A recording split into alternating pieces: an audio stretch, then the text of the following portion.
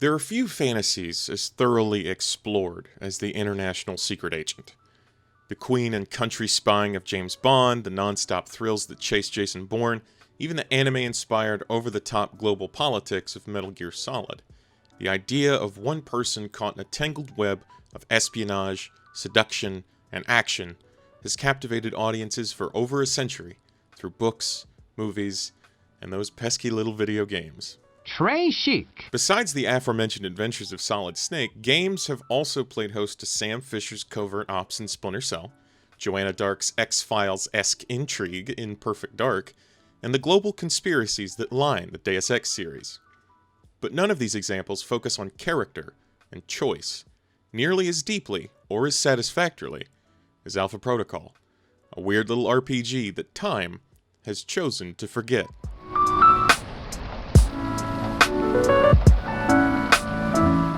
Alpha Protocol is a 2010 RPG created by Obsidian Entertainment, published by Sega, and released on the PC, PlayStation 3, and Xbox 360. In the game, players assume the role of Michael Thornton, a newly minted special agent recruited into Alpha Protocol, a US-based Black Ops agency about which even the player is given basically no information. After a brief tutorial that optionally walks players through the basic concepts of the game's stealth, gunfire, gadget, and conversation systems, it just starts going and doesn't stop. This approach to getting players into the thick of the experience is such a treat, especially considering the era the game released in.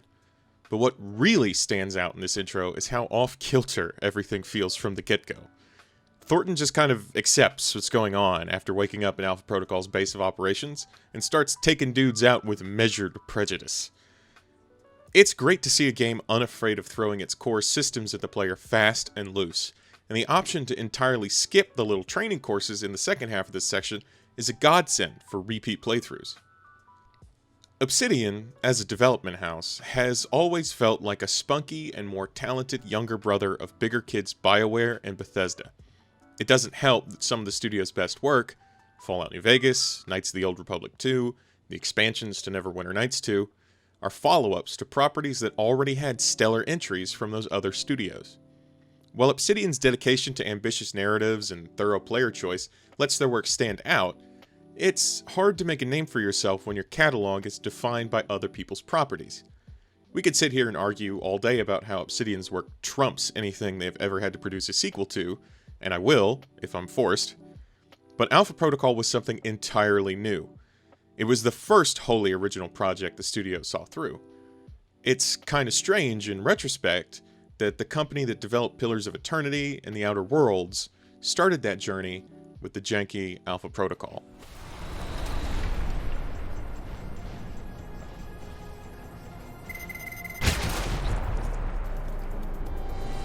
What, nothing to say?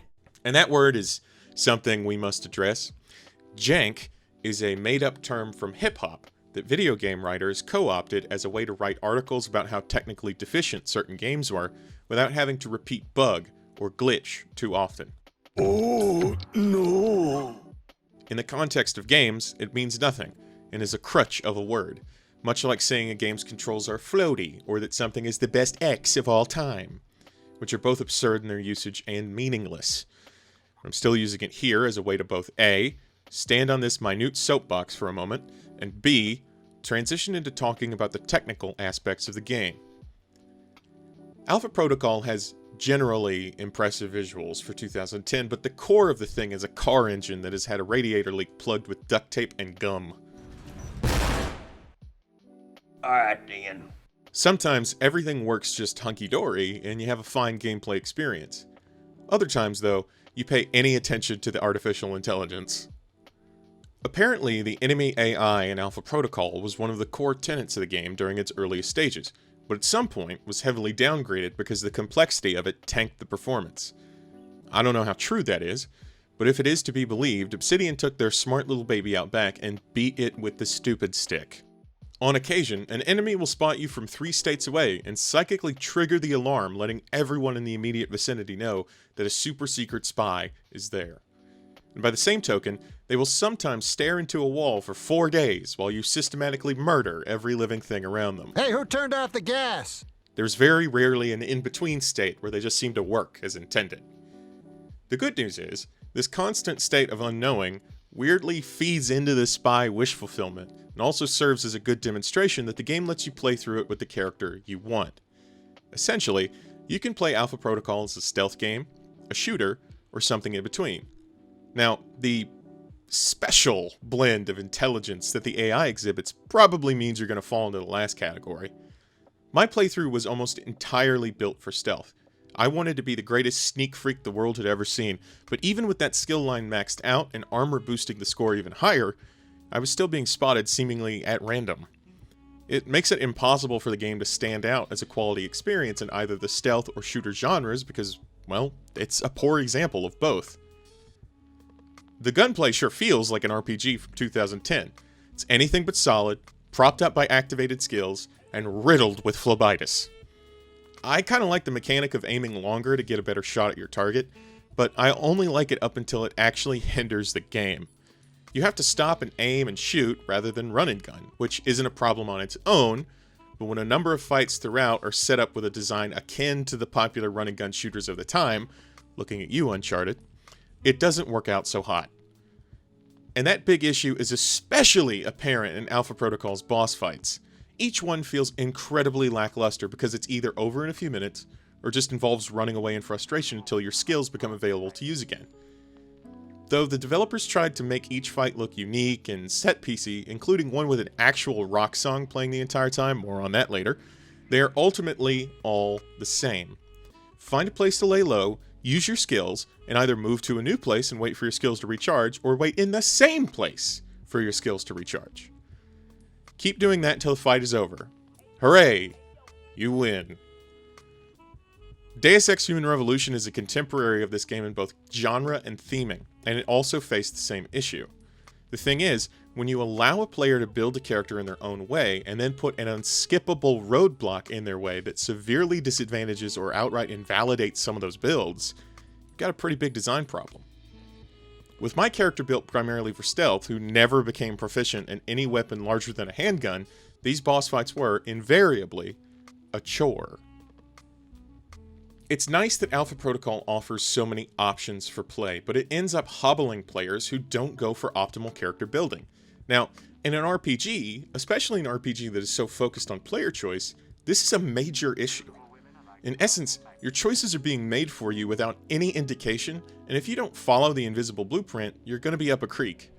To my mind, I was able to write off some of these encounters as necessary evils for international super spy Michael Thornton. Someone in his shoes would end up in a firefight they were unprepared for from time to time, but when this happens multiple times throughout the game, it gets frustrating, and my ability to credit my own crippling to the story withers away. But where the game really shines is in its conversation system. In some ways, Alpha Protocol feels like Obsidian's answer to the original Mass Effect. It focuses on streamlining the role-playing aspects without removing or reinventing them. Mass Effect had the conversation wheel, but where that allowed you to consider your options forever, Alpha Protocol puts a timer on every single dialogue choice in the game. This has good and bad consequences, but ultimately, I think it works in the game's favor. In spy fiction, every conversation is an opportunity. Bond. James Bond. And the game makes sure you understand this concept early on. A downside is that the paraphrasing players may be familiar with from dialogue wheel games like Mass Effect is absent, essentially replaced with 3 attitudes Thornton can assume, and an occasional context-sensitive choice. These attitudes are heavily simplified into suave, aggressive, and professional, but what's odd about it is making one of these choices never felt like a roll of the dice the way conversations in Mass Effect can. When sometimes Commander Shepard will take a conversation in a wholly different direction than intended, the broad guidelines of Alpha Protocol's attitude system only rarely had me wanting to strangle Thornton for not saying what I wanted him to. In a way, I think this strengthens the sense of role-playing. Rather than decide exactly what my character is saying, I'm deciding how he should act, and the gaps are filled in as we go. It's not a perfect solution, and nothing will ever top knowing exactly what your character could say and making a choice based on those options. But if we're talking about a simpler system designed to work as part of a minimal user interface, Alpha Protocol made a valiant attempt at this on the first try. Conversations flow well, without those weird pauses I mentioned before, and characters react believably to Thornton's attitude. Different characters value different approaches, and their perception of you and what they want to hear will change over time as your relationship with them solidifies. Mina Tang, the character who most often acts as your handler as you go about your globetrotting missions, gives us a great example of this. If you're too forward with her when you first meet, she'll rebuff you instantly. But if you stay professional and build a trust with her, her opinion of a flirtatious response will be entirely different. That's fascinating, and I feel super indicative of the character-based storytelling that Obsidian has always kept central to their design philosophy. In other games, like a Mass Effect, your relationship with characters seems entirely based on events because their attitude towards you is oftentimes tied to a flag in the game's code being active or not. Alpha Protocol operates on a gradient scale, where the way individuals perceive you will affect their attitude towards you. If somebody likes you, they're more willing to give you a pass for making a mistake. If they don't, then they'll grill you on it, that sort of thing. It feels incredibly complex and allows your character building to expand beyond your abilities, something that more role-playing games should strive for. Over time, you feel different connections to these characters, and they're much more personal, because you have shaped how these connections formed. It's way more impressive than making enough right decisions to trigger a sex scene, and gives the player a chance to really slip into the role of Michael Thornton in an immersive and believable way. The developers clearly knew they had something special on their hands with the dialogue system and the way relationships with characters are formed. There are a handful of missions in the game that are just conversations. No gunfight, no sneaking, just walking into a place and talking to a person. Sometimes it's to collect intel, sometimes it's to meet a new contact, and sometimes it's a direct result of an earlier action. In a normal game with shooting mechanics at its core, this could be a bore or a needless filler. In Alpha Protocol, it feels just as relevant to the overall progression of the game as anything else. It's also where the perk system really starts showing itself. Throughout the game, certain actions unlock perks that help define and improve Agent Thornton. In dialogue, you can end up creating certain relationships that unlock these perks, or you can make choices that help define who your character is. If you choose a lot of suave dialogue options early in the game, you get a perk for that. If you have a romantic encounter, there's a perk for that too. Combat milestones that would be relegated to achievements in other games, getting 50 headshots with a handgun for example, instead reward perks. Essentially, the game says, you play your character like this, so here's a little reward for it. The effects tend to be minuscule, but not unnoticeable. A character with a lot of perks from a thorough playthrough will be more powerful and interesting mechanically than one who has only a few and is powered through the game's story. I think it's a shame that Alpha Protocol has never gotten a sequel. This entry feels very much like the beginning of something much bigger, but thankfully wraps up its own threads well enough that you will not feel shorted once you reach the ending. The universe surrounding Alpha Protocol still has mysteries to it, especially concerning the organization itself and its history. And while tidbits are scattered around in the form of emails that can be found in missions, it isn't enough to feel satisfyingly complete. There were definite plans for more adventures with Michael Thornton, and the fact that this universe has remained dormant for so long is borderline criminal. What's truly unfortunate is that this game's availability is limited. You can go out and find a physical copy for PC, Xbox 360, or PlayStation 3, pop it into your machine and it'll work just fine, but you cannot purchase it digitally anywhere. In 2019, some music license expired, and the game had to be pulled from digital storefronts as a result. It's been over a year as of this video's publication, and Alpha Protocol has still not returned to these platforms. Alpha Protocol was developed by Obsidian and published by Sega, which is a very weird set of circumstances I would love to know more about from a behind-the-scenes perspective. As the publisher, Sega would be in charge of managing the game's availability on different platforms. With a licensing issue like this, the easiest solution is to take the game down, replace the songs in question, and republish it. Usually you do this with a reduced price to get people to bite after a game shows up in the news cycle for disappearing, but this didn't happen with Alpha Protocol. Obsidian partnered with Sega for this one game, but they were never owned by them. In fact, they're currently owned by Microsoft and continue working on new games using their own intellectual properties. While some voices within the company have expressed interest in a sequel to Alpha Protocol, the complicated nature of its publication makes such a thing a difficult prospect. So with the original development house engaged in projects a good decade past the original release, and the publisher perhaps unfamiliar with the insides of the game and how to change it up, what looks like a simple fix has dragged out a question of the game ever being available for purchase in this way again. I'm not a developer though, so this may be a very difficult thing to do technically, and what I just said should be taken with a decently sized grain of salt. But I can only think of 2 licensed songs in the game, and while the moment that one frames is pretty neat, it wouldn't be ruined by a substitution. It does not change the scene, it only accentuates it.